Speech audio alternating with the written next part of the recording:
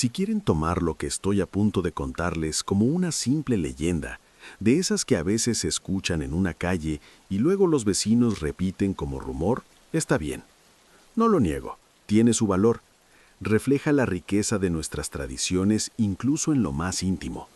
Pero créanme, lo que voy a narrar no es mito.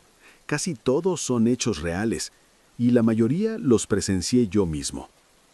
Esto ocurrió cuando era niño, en la colonia Lázaro Cárdenas, en una de sus calles más antiguas, hace muchísimos años. En aquel tiempo todavía había lotes baldíos por todos lados, llenos solo de matorrales y tierra olvidada. Uno de esos lotes tenía al fondo un pequeño refugio de madera. Nadie vivía allí, salvo 5 perros que se habían refugiado ahí. Sobrevivían de lo que los vecinos les dábamos, pero también a pesar de nosotros. Algunos los odiaban y los maltrataban. Cada vez que los veían por su casa, les tiraban piedras o los corrían a patadas. Aún así, los perros tenían algo extraño, como si supieran quién pertenecía a la calle y quién no. Desconfiaban de todos, pero protegían a los vecinos, incluso a aquellos que los habían maltratado. Cuando aparecía algún extraño con malas intenciones, nadie se atrevía a caminar por ahí. Gracias a ellos, en la calle no había robos, ni asaltos, ni autos robados. Los 5 perros eran guardianes silenciosos de nuestra pequeña comunidad. Todo cambió cuando una mujer se mudó a los cuartos del fondo de la calle, los que rentaba Doña Dicha, donde ya no había salida. No recuerdo su nombre, pero se veía peligrosa, alguien que traía problemas. Venía acompañada de su hermano y varios amigos, todos con mirada sospechosa, caminando la calle como explorando qué podían robar. Y efectivamente, los robos comenzaron. Una noche, todos nos despertamos por los ladridos desesperados de los perros. Al parecer, se habían enfrentado a uno de los malandros que rondaban. Lo derribaron y entre todos le propinaron múltiples mordidas. La sangre estaba por todos lados, y fue la primera vez en mi vida que vi tanta violencia tan de cerca. Aún así, logramos reconocerlo. Era uno de los amigos del hermano de la mujer. La mujer empezó a decir que su amigo solo pasaba por ahí y que los perros eran unos salvajes peligrosos. Llamó a la perrera y vinieron por los 5 perros. Mis papás y la vecina de enfrente pagaron la multa para que los devolvieran. Pero esta vez no. Esta vez los sacrificaron directamente. Al día siguiente, cuando mis padres fueron a reclamarlos, les dijeron que ya no estaban. La historia parecía triste hasta ahí, pero hay una razón por la que se las cuento. Esa misma noche, mis padres cerraron ventanas y cortinas, aseguraron puertas, como si quisieran proteger algo que no podían explicar. Más tarde, un grito lejano en la calle me despertó. Al principio pensé en La Llorona, pero mi mamá solo se rió y me pidió que volviera a dormir. Aún así, a las 5 de la mañana nos levantamos para ir al Seguro Social. La calle se veía extraña esa madrugada, todas las luces apagadas, las ventanas cerradas, y los perros de los patios parecían haber sido encerrados dentro. Al volver, vimos mucho movimiento, patrullas al final de la calle, cerca de los cuartos de Doña Licha. La mujer que había llamado a la perrera había muerto esa madrugada, de miedo, de un infarto justo frente a su puerta. En la calle se comentó que esto le había pasado por mandar sacrificar a los perros de la bruja, porque esos perritos que yo conocí siempre fueron descendientes de 2 perros que tenía una señora que vivía en la casita de madera de ese lote baldío, a quien llamaban la bruja. Antes de morir, les pidió a los vecinos que nadie tocara a sus perros. No tenían obligación de cuidarlos, pero nadie debía molestarlos, porque volvería. De los 5 perros que murieron, 2 eran hijos de la última camada de los originales, y los otros 3 eran perros callejeros que se habían unido a la manada. Antes hubo otro incidente con un perro que ya advertía que la amenaza no era un juego. Esa historia la desconozco en detalle. Un amigo me contó que él y su hermana se levantaron esa madrugada curiosos por los gritos que yo también escuché. Vieron a una señora tan encorvada que casi caminaba en 4 patas, avanzando lentamente hacia los cuartos del fondo de la calle, desapareciendo luego sin que nadie supiera qué pasó. Meses después, una perra buscó refugio en el mismo lote baldío y tuvo cachorros. Mis papás adoptaron uno y los demás vecinos se quedaron con los otros, como un último favor a la bruja, o quizá por miedo a no haber hecho nada y sufrir las consecuencias. Hoy puedo escribir esto con Rufino sobre mis piernas, el nieto del perro que mis papás adoptaron, de la última camada de la manada que vivió en aquel lote baldío. Y a veces todavía le digo en broma que es el último perro de la bruja. Esto sucedió apenas la semana pasada. Sigo muy nervioso al respecto porque siempre he sido bastante miedoso con lo paranormal. Y créanme, no creo que sea solo imaginación o sugestión, porque lo que voy a contar está visto desde varias perspectivas. Trabajo como reportero en un periódico grande de mi ciudad y hace poco tuvimos que cubrir una nota que se extendió hasta bastante tarde. Mi compañero y yo regresábamos ya de noche, cuando prácticamente no quedaba nadie en la redacción. Desde que llegamos al estacionamiento, los guardias nos observaron con mucho detenimiento antes de dejarnos pasar. Me pareció extraño, porque íbamos en el carro de la empresa y nos conocen muy bien. Quizá la oscuridad de la noche les dificultó reconocernos, o quizá algo más estaba ocurriendo. Dejé la idea ahí. Nos estacionamos cerca de la caseta, a unos 15 metros. Mi compañero se fue a llenar la forma de devolución del vehículo y yo me quedé recargado en el cofre del carro revisando mi teléfono. Entonces sentí una mirada. Volteé hacia la caseta y la guardia me observaba fijamente, entrecerrando los ojos, como si intentara reconocer algo que no podía. Me pareció extraño otra vez. Ya me conocía bien, pero me miraba como si sospechara que yo estaba allí para hacer algo malo. Mientras pensaba eso, un compañero de deportes se acercó a conversar conmigo. Mientras hablábamos, vi de reojo a una chica que entró al estacionamiento desde la calle. Al principio la observé solo de refilón, pero luego la volteé a mirar completa. Lo extraño fue que en lugar de dirigirse hacia la izquierda, hacia las oficinas, comenzó a caminar hacia la zona más oscura y solitaria del estacionamiento. ¿Y esa a qué se dirige?, pensé. Mi amigo de deportes respondió como si nada. Aquí ya dejan entrar a cualquiera. Después, otro compañero llegó. Tras dejar las formas, nos despedimos del amigo de deportes y caminamos, mi compañero y yo, hacia la oficina. La puerta tardó unos segundos en abrirse, como siempre. Caminamos por el largo pasillo hasta llegar al área donde debíamos editar la información que habíamos recogido. Todo parecía normal, hasta la mañana siguiente, cuando supimos realmente lo que había ocurrido esa noche. Por la mañana, otro compañero se me acercó y me dijo, «Oye, ¿ya supiste lo que pasó anoche?» «No, ¿qué pasó?», le respondí, sin entender a qué se refería. Me preguntó si los guardias me habían contado algo. Le dije que no, y fue entonces que me relató lo ocurrido. Cuando mi compañero y yo llegamos al estacionamiento, los guardias dudaron antes de dejarnos pasar, porque, dicen, con nosotros venía una mujer, sentada en el asiento trasero. Intentaron ver quién era, pero no lo lograron y nos dejaron pasar, pensando seguramente que era alguna otra compañera.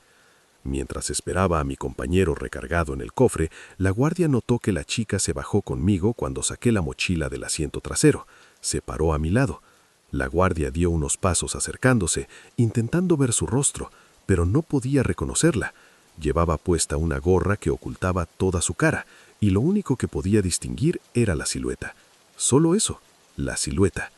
Luego salió mi compañero de la caseta, nos acercamos a la entrada de la oficina y los guardias, a través de las cámaras, nos vieron a tres. Veían a la chica con nosotros. Ella caminó junto a nosotros, esperando mientras la puerta se abría. Entramos. Caminamos por el largo pasillo hasta llegar al área de edición. La chica avanzó hasta la mitad del pasillo. Se detuvo un momento. Volteó hacia la derecha, hacia unas escaleras de caracol. Tras un instante, subió las escaleras y desapareció del campo de visión de las cámaras. Para este momento, los guardias ya sabían que algo extraño había ocurrido, pero ninguno se atrevió a subir y revisar las escaleras que conducían a la sala de redacción. Simplemente se quedaron en la caseta, paralizados, como si acabaran de presenciar algo que no podían explicar, algo sobrenatural. Mi compañero y yo conversamos sobre ello y nos dimos cuenta de que no habíamos notado nada extraño. Fui a buscar a mi amigo de deportes con quien había hablado esa noche. Él tampoco había visto nada. Le recordé a la chica y cómo se había dirigido hacia la zona oscura.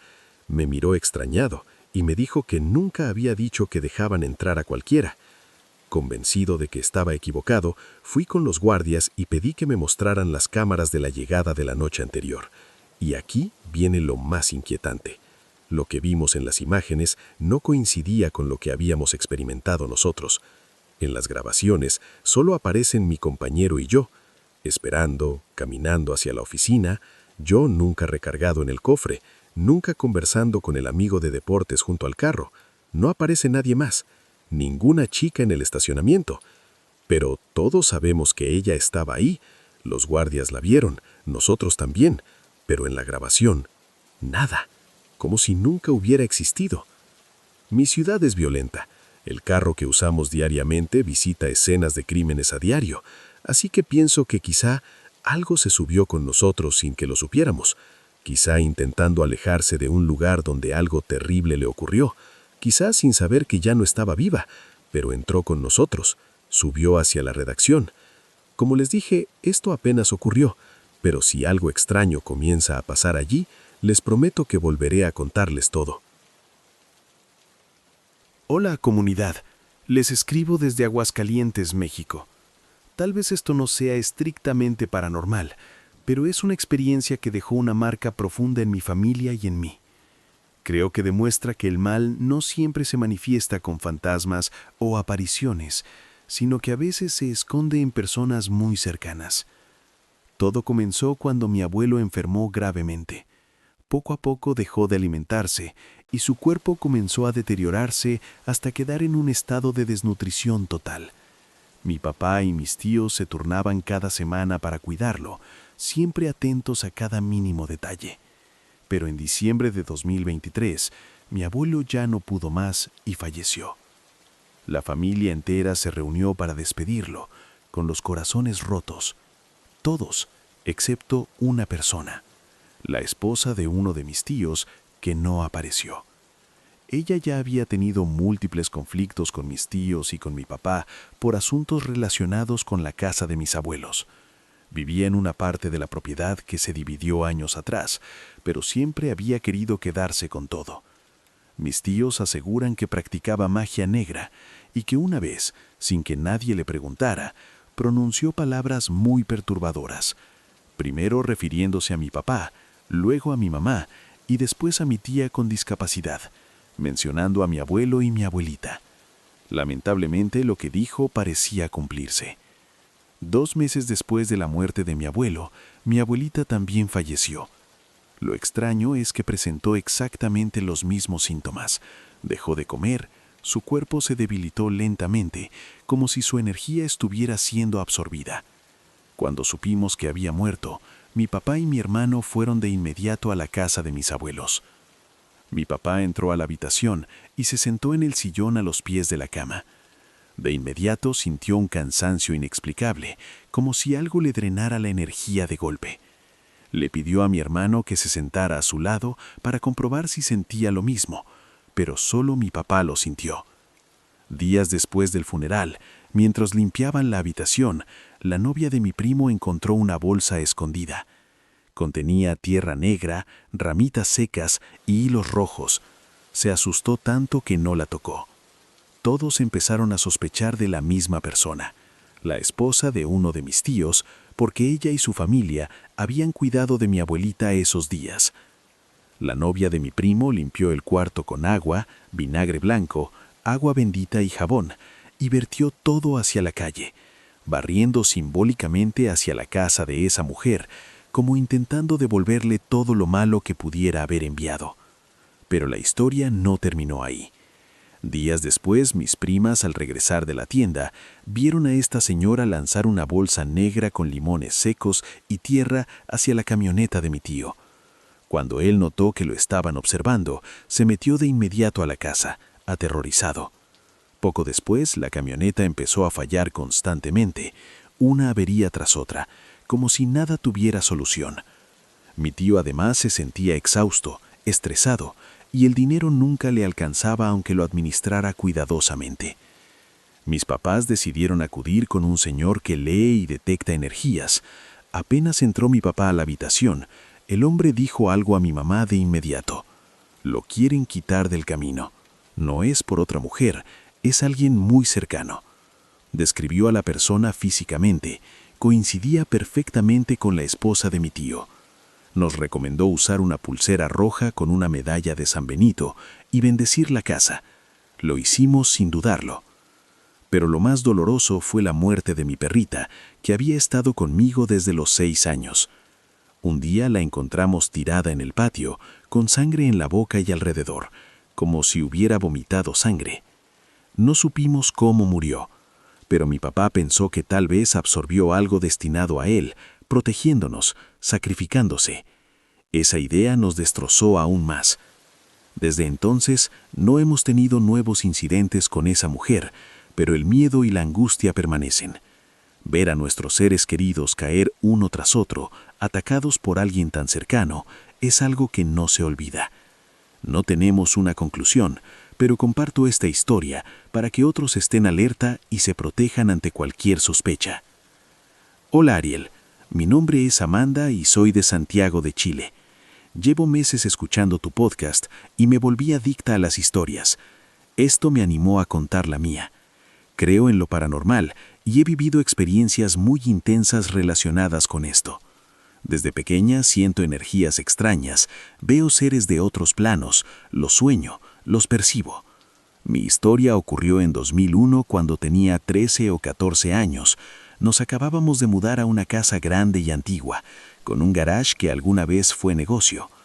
Ese lugar en particular me producía una intranquilidad que no sentía en ninguna otra parte de la casa. Una tarde después de la escuela, volvimos con mi hermano. Mi madre estaba en casa con el bebé, que aún no cumplía 1 año. Lo encontramos durmiendo en su cuna. De repente escuché desde el garage, «Ven rápido, ven». Era una voz de hombre, rouca y suave. Le dije a mi mamá y a mi hermano, «Escuchen, ya llegó papá, voy a verlo». Salí al patio delantero, pero no había nadie.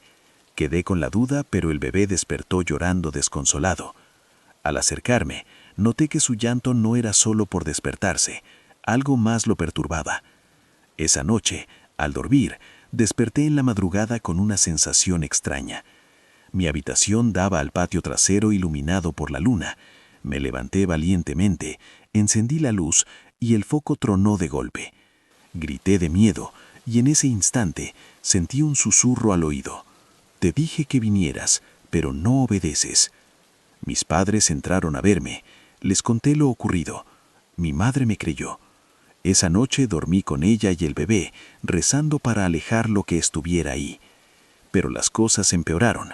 Hongos aparecieron en las paredes en pleno verano, las bombillas explotaban constantemente, las moscas invadieron el techo y la casa se volvió cada vez más inquietante. Una noche desperté y desde mi cama vi la puerta abierta de par en par y a un hombre sentado en el sofá. Era un hombre viejo con pantuflas, sonriéndome y llamándome hacia él. Paralizada no podía gritar, cerraba los ojos y al abrirlos seguía ahí, riéndose lentamente. Recé, lloré, temblé, incluso me hice pipí. La situación se volvió insoportable. Rompían cosas, las llaves se abrían solas, me sentía débil y enferma. Sufrí crisis nerviosas y baja de defensas. Una tarde, al volver del baño, vi que el bebé estaba en medio de la cama, sostenido por ese hombre en el reflejo del televisor. Lo saqué de inmediato y le grité que se fuera. Mi madre llamó a un médium, realizaron una sesión sin mi participación directa, pero lo que ella vio fue impactante. El espíritu de un hombre que murió solo, lleno de rencor por haber sido abandonado por su familia. Lo único que repetía era, «La niña, quiero a la niña, dámela, es mía». Nos fuimos de esa casa semanas después, realizamos limpieza, fuimos bendecidos en la iglesia, conocimos a la dueña, ex esposa del hombre, quien nos contó que ella también y su hija debieron irse después de su muerte. Él nunca las dejó en paz. Finalmente cerramos el ciclo visitando el cementerio, dejando flores y explicándole que yo no era su hija. Esperábamos que su maldad y su pena se fueran y que pudiera descansar en paz. Gracias por leer mi historia, Ariel. Saludos desde Santiago de Chile. Y gracias a la comunidad por escuchar hasta el final. El audio pudo no ser perfecto por estar grabando en camino, pero queríamos compartir la historia. Pueden confiar en que siempre habrá relatos de la noche, no importa cómo vaya la semana.